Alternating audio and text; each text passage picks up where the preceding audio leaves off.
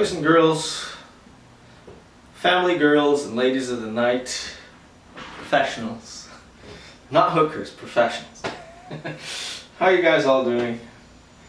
I know I'm going to be criticized by what I'm about to do, but I understand what I'm doing. So, and if you follow through, hopefully you'll understand as well.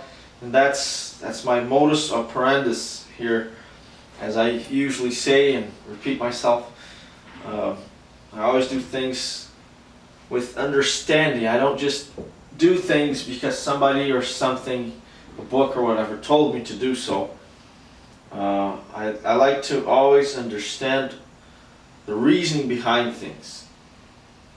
And what I'm about to do is I'm going to use a rubber hose, half-inch, 12.5 millimeter rubber hose, heater hose, to adapt a valve stem seal. Yes, you heard that right. You sure did. Sure as hell did.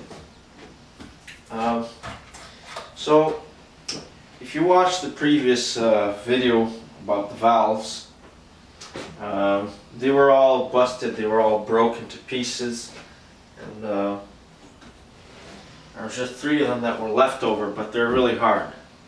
And now I don't know if these ones were the original. You see, this engine had been pulled apart, it had been played with. There was connecting rods were from another engine, so I know somebody was tinkering with this engine. And there's a seal there. This is called an umbrella type seal.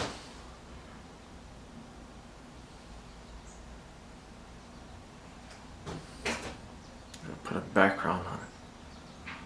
Let's see. So, and they're really hard. Hear that?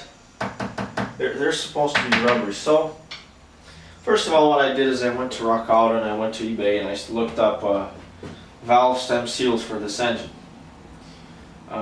Remember, this is not the flathead. And I came up with 2 types of seals. I don't have the number here, but I came up with 2 sealed power part numbers. That's the manufacturer, sealed power. And one of them was an umbrella type seal, and the other one was a positive type seal. So we'll start with that. What are those 2 types of seals? So the umbrella seal, just a piece of rubber and literally looks like an umbrella.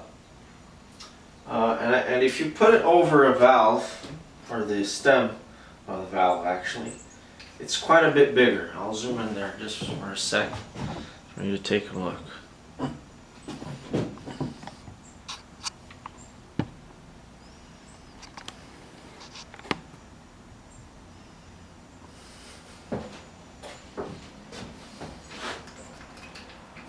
As you can see, there's quite a bit of side-to-side movement. Now, if you also watched my previous video, you'll understand that once I have the valve guides, or the rocker arms, these things here, I think I can zoom in now. The oil will flow through them and over them through these holes, and the oil will actually right on top, and will fall from the top to the bottom of these valves here. Alright, so what this umbrella type seal does, it goes around a valve like that. It's pretty tight. It's pretty tight on it. Very tight. Now once again, these ones are supposed to be the right ones technically, and I'll explain in just a second. But they're so tight that they actually move up and down with the valve. And the oil, instead of falling onto the valve stem here, which is these holes here, it actually just pours around it, just like an umbrella, exactly what an umbrella does. So imagine that the valve stem seal is the person, and rain is the oil, and the umbrella is this thing here. Just pulls, it diverts the oil from around the valve.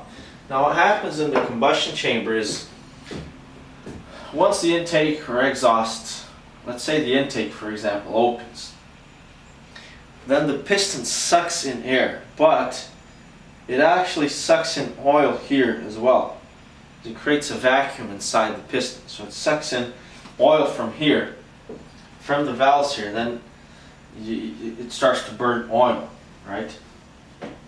So that's the idea of the seal, to stop oil from the valves here, to create a seal between the valves, or the valve stems, or whatever you want to call them. Valve stems and valves from entering the combustion chamber. Same for the exhaust. When the after the exhaust opens, there's a moment there where you don't want at any point you don't want oil entering the combustion chamber. So that's the idea behind the valves. Now the positive type valve is a little bit different, and it's just like any other normal valve, or a seal, I mean. So here's the one that I bought. Really tiny little cute things.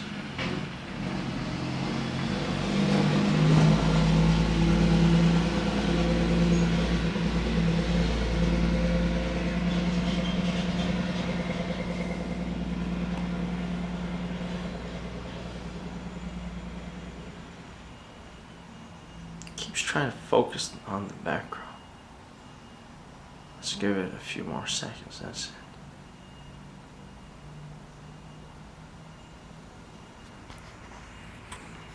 God damn, I really wanted to show you just what it looks like.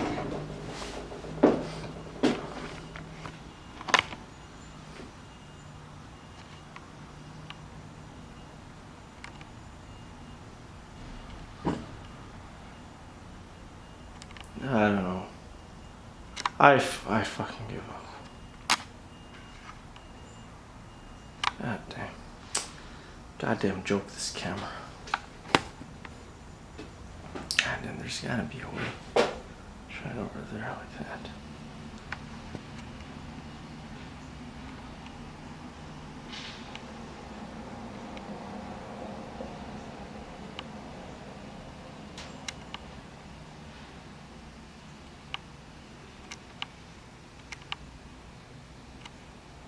That's probably as good as we're gonna get. As you can see, it's got a spring around it. Garter spring, that's what it's called. And it's made of steel in the bottom here. So, what this one actually does, there's different types of these ones as well.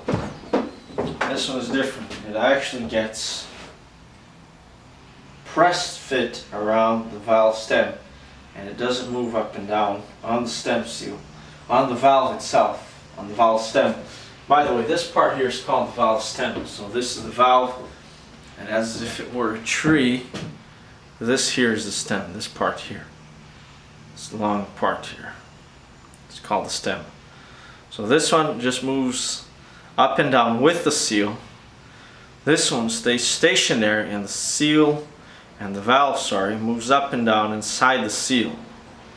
So once again, this one moves with the seal.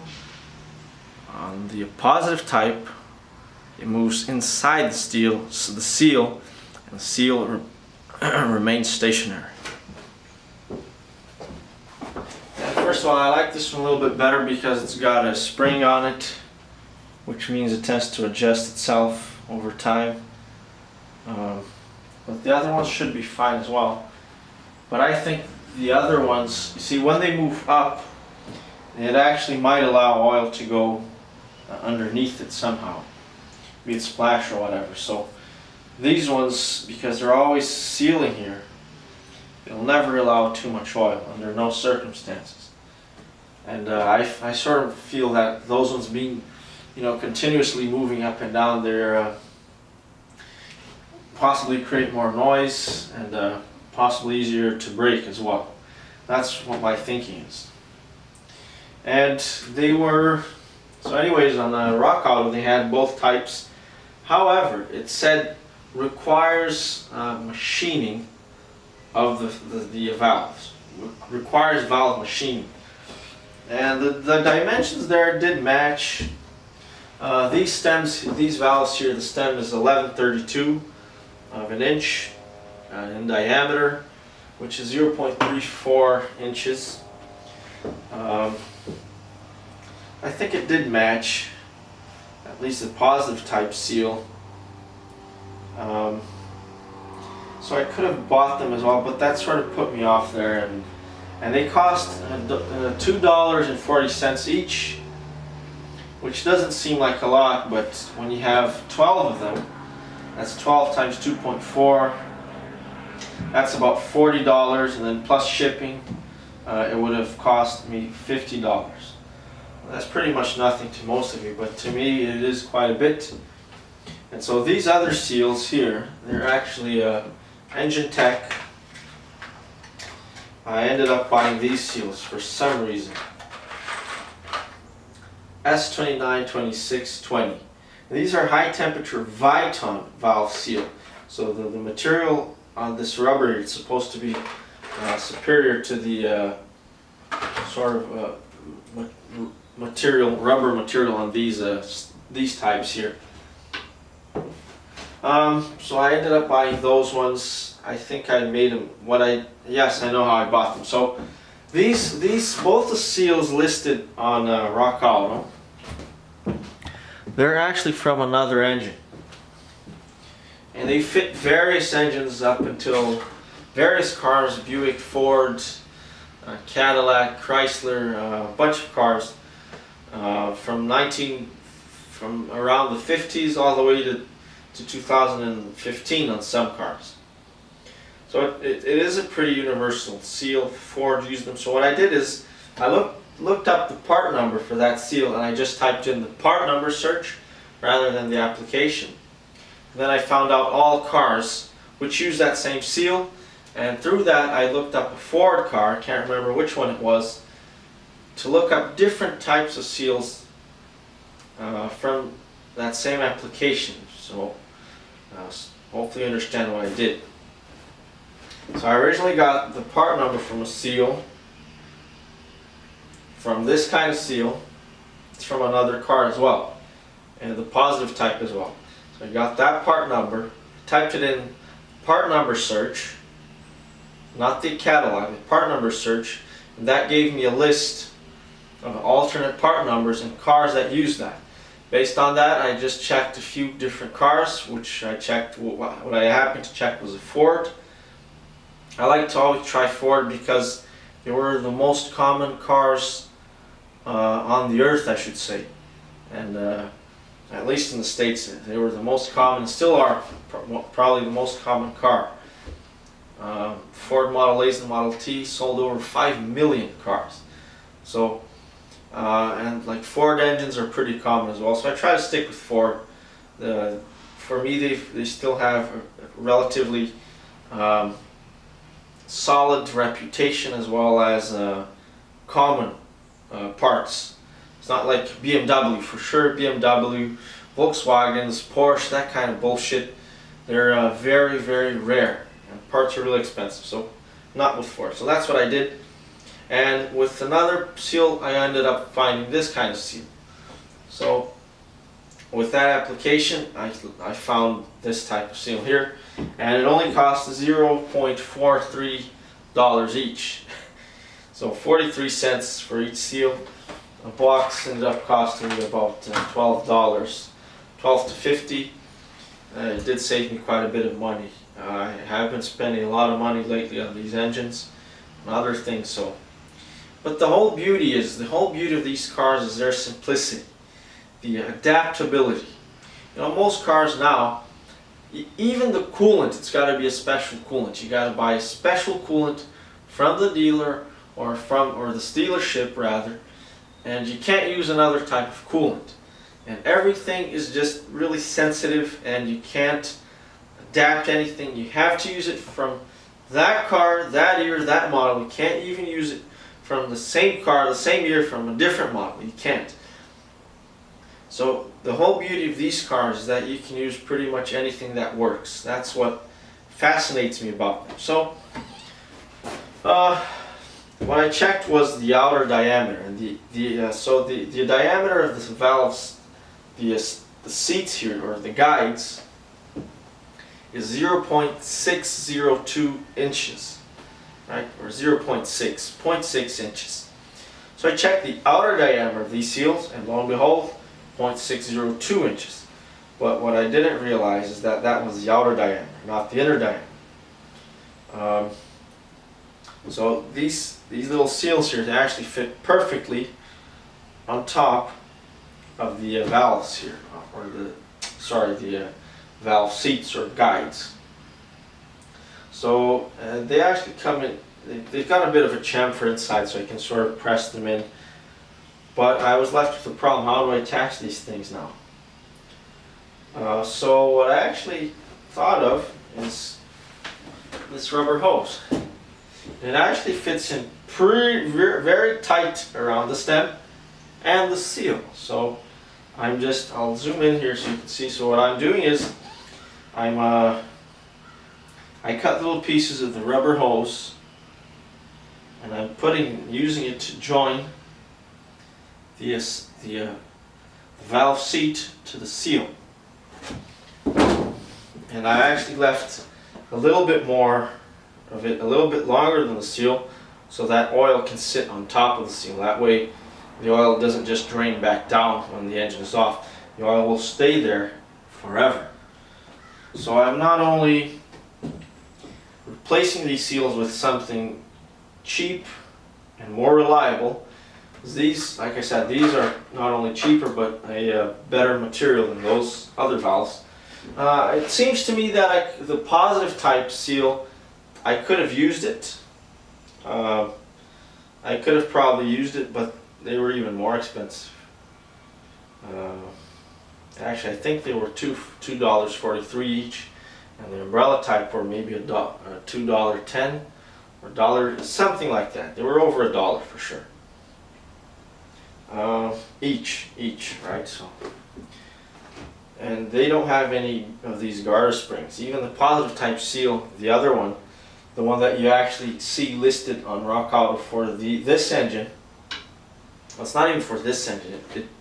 You only have the OHV engine does not appear on Rock Auto. But if you use the Rambler Classic for 1962 or 63, then these valves here, they do come up for some reason. So I think what they did is, they only have a very, very limited number of parts, even for the flathead, and even way, way, way less for the overhead valve engine. So I don't think they even have, this is probably the only part that they have for the OHV, actually rather this one.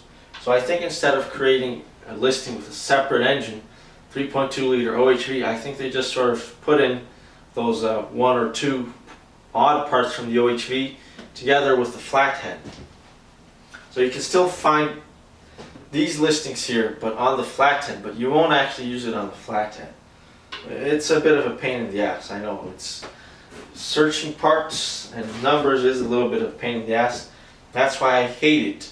I always try to go away, get away with something that I can use, something that's readily available. That's why I'm pretty confident with what I'm doing here.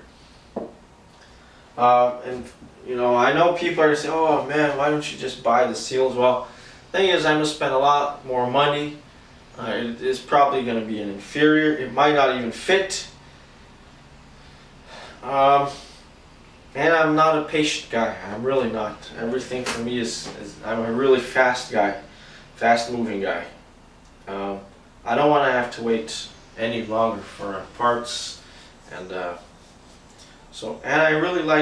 think what I'm doing is going to be an improvement over what was on there originally. So, like I said, if we went to what the normally people would do, which is just use either one of these types of seals, we'd be stuck with either this shitty umbrella type seal here,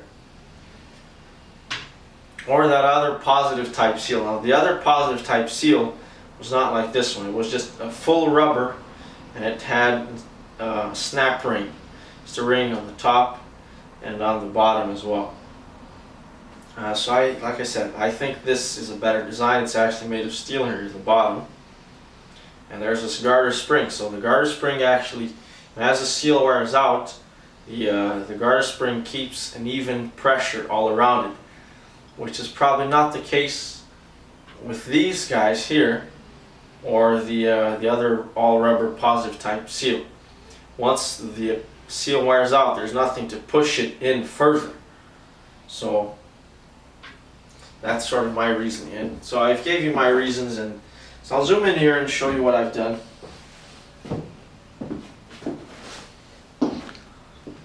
I've already done 2 of them.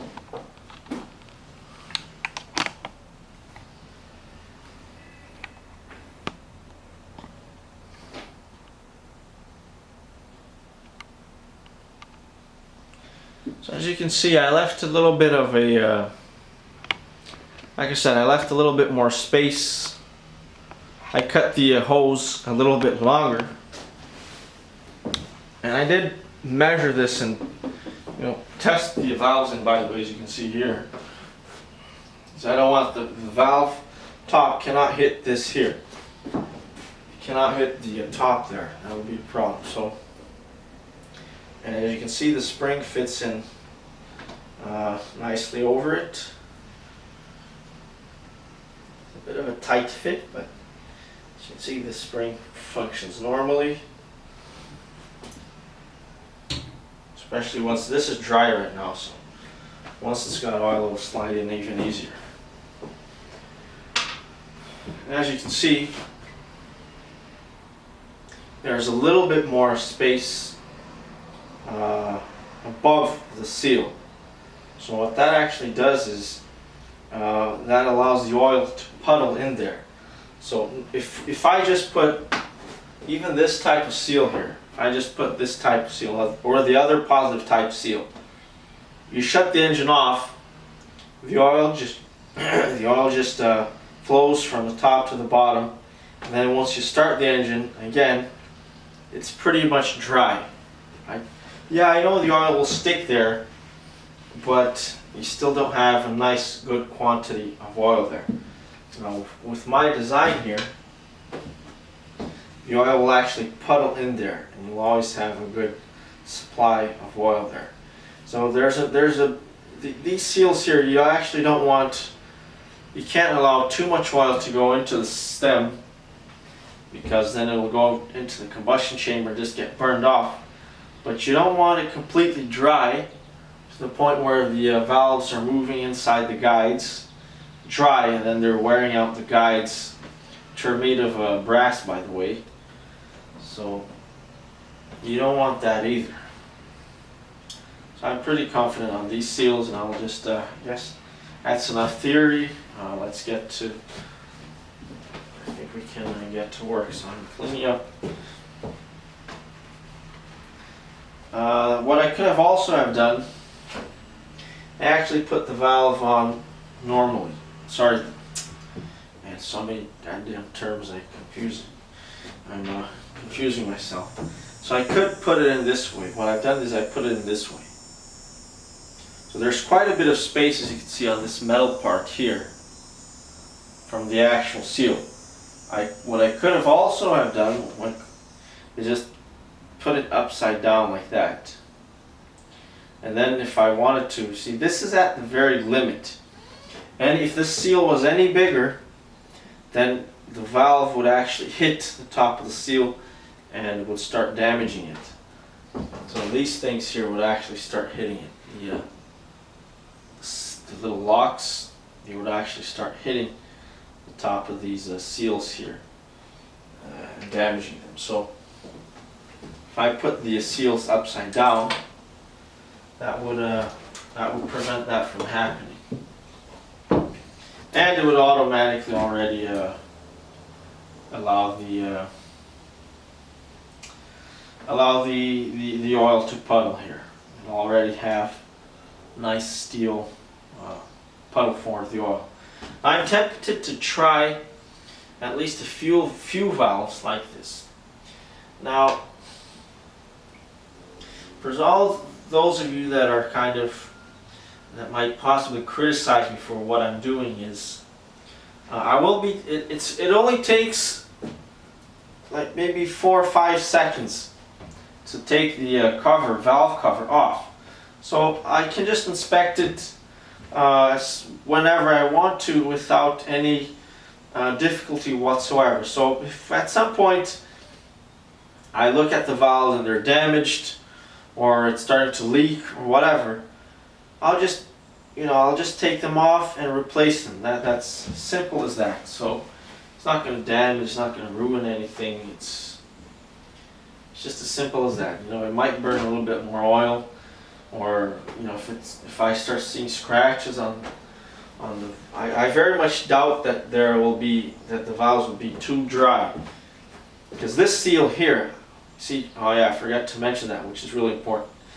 These seals here that I'm using, they were made, it says there, at least that's what the manufacturer says, is that they were made for 1132 diameter valves.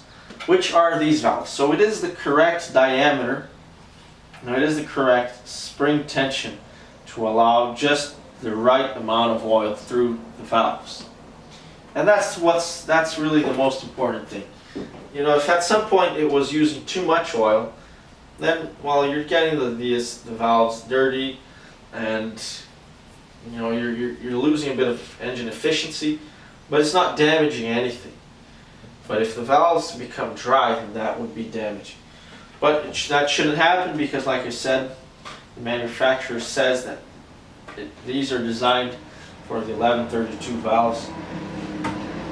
And with the oil, it fits in there nicely, not too tight. So, it is the correct valve seal for this.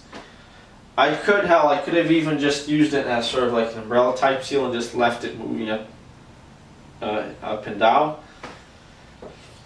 But like I said, with the umbrella type seal, you actually might get oil coming in through the sides, which I don't much like that idea. And the thing is always moving, constantly moving up and down, thousands of times per minute. I prefer it being stationary like this.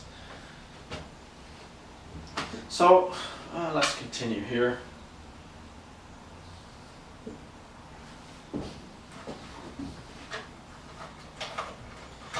I guess I don't know how people watch my videos. You really gotta need it. They are quite technical and probably a bit boring, but for somebody that needs this stuff, it is helpful.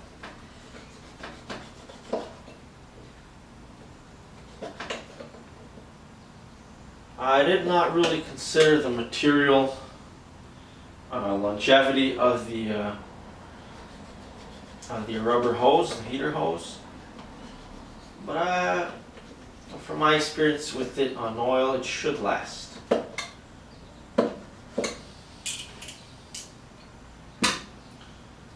I've already cleaned the inside of the valves,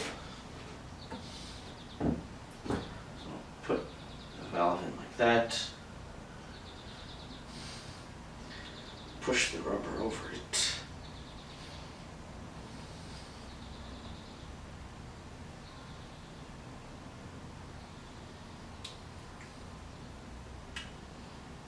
There.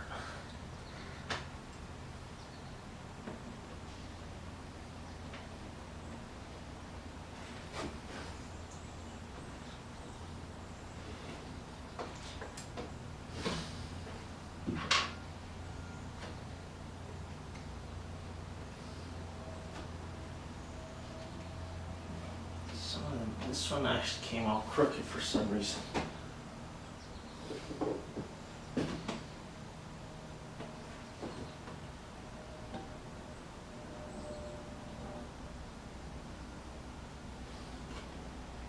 I